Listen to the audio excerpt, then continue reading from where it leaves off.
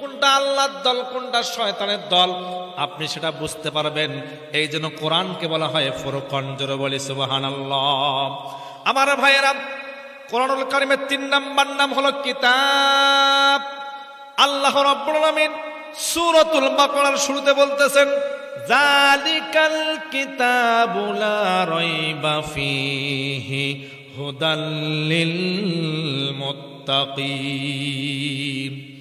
যালিকাল কিতাব, there is no doubt in it, এটা এমন একটি কিতাব যাতে কোনো সন্দেহ নাই। হুদাল লিল মুত্তাকিন, মুত্তাকিন ব্যক্তি যারা, মুত্তাকিন যারা, পরহেজগার যারা, এদের জন্য গাইডলাইন। জোরে বলি সুবহানাল্লাহ। আমার ভাইয়েরা, কোরআনুল কারীমের 4 নাম্বার মাশহুর নাম হলো জিকির। সূরা নাহলের 9 নং আয়াতের মধ্যে আল্লাহ পাক বলতেছেন, ইন্না নাহনু নাযালনা যিকরা ওয়া ইন্না লাহু লাহাফিজুন। আল্লাহ পাক বলতেছেন, কোরআন নাযিল করলাম, এর হেফাজতের দায়িত্ব আমি আল্লাহ নিয়ে নিলাম। জোরে বলি সুবহানাল্লাহ। আমার ভাইয়েরা, আমি আপনাদের সামনে লোকমান আলাইহি ওয়াসাল্লামের গুণাগুণ সম্পর্কে আলোচনা করতে চাই।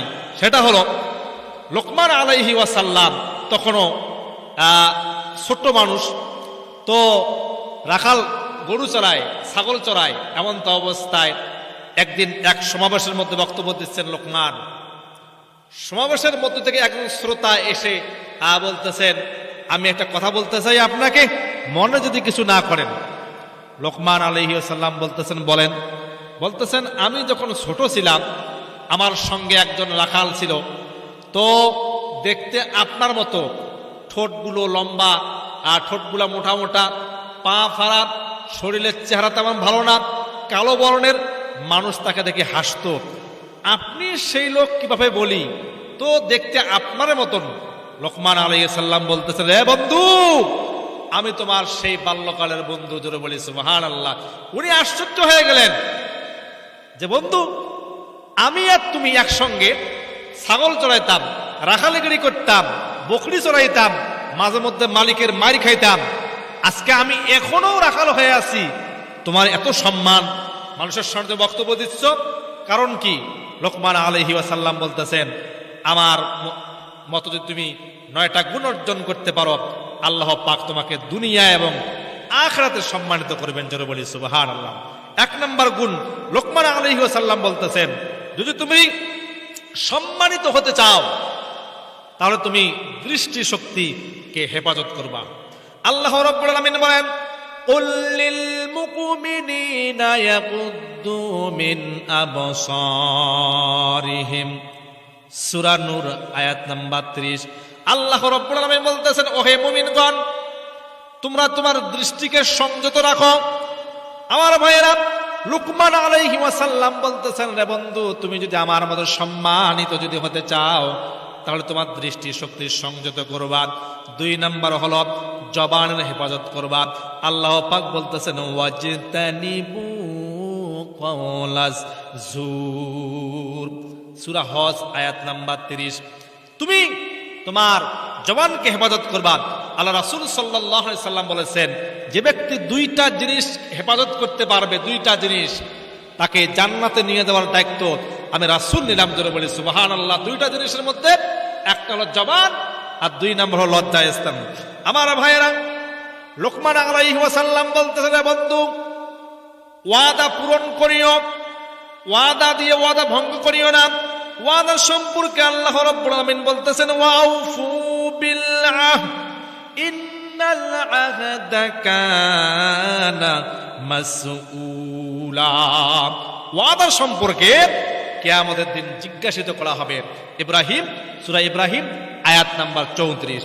আমার ভাইয়েরা, লোকমান আলাইহিস সালাম তার বন্ধুকে উপদেশ দিচ্ছেন, বন্ধু, হালাল রুজি অন্বেষণ করিও, হারাম খাইও না। অল্প যদি হয় এর মধ্যেও তৃষ্ণ থাকিও, তারপর তুমি কি হারাম খাওয়া না। আল্লাহ রাব্বুল আলামিন বলেন, ইয়া আইয়ুহাল্লাযীনা আমানুত্তাকুল্লাহ ওয়া কুনু মা'আস সাদিকিন। লোকমান আলাইহিস সালাম বলতেন, রে বন্ধু, তুমি যদি আমার মতো সম্মানিত হতে চাও তাহলে আল্লাহকে সর্বদা ভয় করবা, সত্যবাদীদের সঙ্গে সম্পৃক্ত রাখবা, বন্ধুত্ব রাখবা। এমন ভাইরা লোকমান আলাইহিস সালাম বলতেছেন, রে বন্ধু, আমার মতো যদি তুমি সম্মানিত হতে চাও, মেহমানের সম্মান করবা, মেহমানের সম্মান করবা।